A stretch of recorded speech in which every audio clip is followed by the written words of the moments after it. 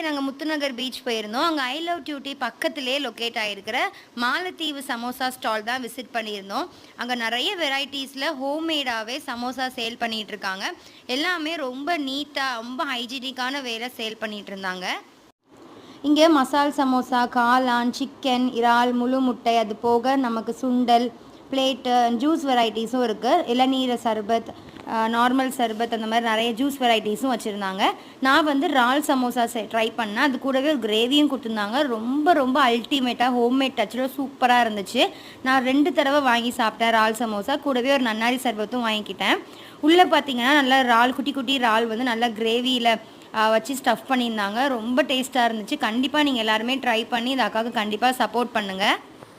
இவங்க Monday to Sunday 7 டேஸுமே same பிளேஸில் locate ஆகிருப்பாங்க. கண்டிப்பாக ட்ரை பண்ணி பாருங்கள். அதே மாதிரி இந்த தாத்தாட்டையும் பருத்திப்பால் வாங்கி ட்ரை பண்ணி பாருங்கள்.